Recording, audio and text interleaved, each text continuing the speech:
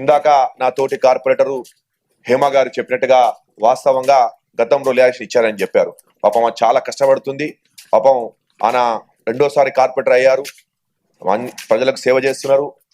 వాస్తవంగా మ్యారేజ్ కావాల్సిన టైంలో కూడా లేదు, ప్రజలకు సేవ చేస్తా అని పాపం పట్టుబట్టి పాపం మా అక్క అరే రాదు హేమ తారీఫ్ చేసినా కష్టమే ఉన్నది అంటే అన్నామంట గూగుల్. మళ్ళీ అనకపోతే ఇబ్బంది ఉంది. మళ్ళీ మంచి కోసమే మాట్లాడుతున్నా, మళ్ళీ నీ సేవ గురించే మాట్లాడుతున్నా, అన్ని మీరే చెప్తారు. ఇక తారీఫ్ కన్నా వాస్తవంగా సర్వీస్ చేస్తుంది. మా గూగుల్ నేను తప్పకనుకోండి అంటే మన తప్పకనుకోవద్దు. పాపం అమ్మ గూగుల్లో జాబ్ చేసేది, జాబ్ రిజైన్ చేసి వచ్చి టోటల్ గా ప్రజాసేవలు వచ్చి సర్వీస్ చేస్తుంది. మేడం గౌరవ మేయర్ గారు సర్వీస్ చేస్తున్నారు అంటే పాపం వాళ్ళ నాన్నగారు పెళ్లి చేసుకోమన్నా కూడా చేసుకొని తప్పకుండా ప్రజాసేవ చేయాలని చెప్పి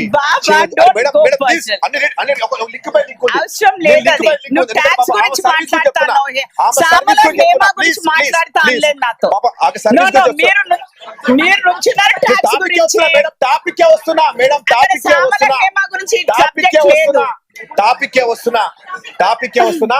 అయితే చాలా సర్వీసు ఆలోచన చదువుకున్న పీజీ చేసే తెలంగాణ ఆడబడుచు పనిచేస్తుంది. అయితే ఆమె చెప్పినట్టుగా సబ్జెక్ట్ ఉంది అక్కడ, చాలా కష్టం. ఎందుకంటే ఆమె ఒక స్లమ్ ఏరియా, నాది కూడా స్లమ్ ఏరియా కాబట్టి. ఇందాక నా తోటి corporator Jubilee hills corporator Venkatesh గారు చెప్పారు, రెసిడెన్షియల్ పర్పస్ నా పర్మిషన్ తీసుకొని రాత్రి కమర్షియల్ గా మారిపోతున్నారు. పబ్బులు తెలుస్తున్నాయి, బార్లు తెలుస్తున్నాయి, పబ్బులు బార్లు షాపింగ్ కాంప్లెక్స్ చేస్తున్నారు.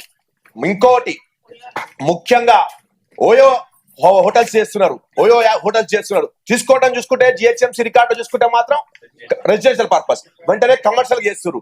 అలాంటి వాళ్ళపైన మీ యొక్క ఆధ్వర్యంలో గౌరవ కమిషనర్ గారిని కోరుతున్నాను ఏంటంటే విజిలెన్స్ ఎంక్వైరీ పెట్టి రెసిడెన్షియల్ గా పర్మిషన్ తీసుకొని రాత్రి పబ్బులుగా మార్చుకున్న వాళ్ళు, రాత్రిగా ఓ యాప్ గా మార్చుకున్న వాళ్ళు, అదే రాత్రి షాప్స్ గా మార్చుకున్న వాళ్ళు, కమర్షియల్ యాక్టివిటీ చేసిన వాళ్ళ పైన వెంటనే అవన్నీ కూడా సీజ్ చేయాలి. వాళ్ళపైన 10 ఇంతలు ఎక్కువగా వాళ్ళ మీద ట్యాక్స్ చేయాల్సిందిగా మీ ద్వారా కమిషనర్ గారు కోరుతున్నా. ఇంకొక విషయం మేయర్ గారు ఇందాక హేమ గారు చెప్పారు, గతంలో ప్రభుత్వాలు రిలాక్సేషన్ ఇచ్చారు ప్రాపర్టీ ట్యాక్స్ విషయంలో, వాస్తవంగా ఇచ్చారు.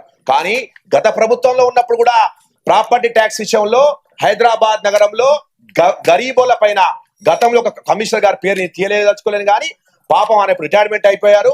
ప్రాపర్టీ ట్యాక్స్ బల్దియా పైన కట్టకపోతే నియంత వ్యవస్థ లెక్క వాళ్ళ ఇంటి పైన డెబ్రీస్ బిల్లు తీసుకొచ్చి పెట్టారు. కడతావా బిందిస్తా లేకపోతే కట్టా అని చెప్పిన రోజులు కూడా ఉన్నాయి.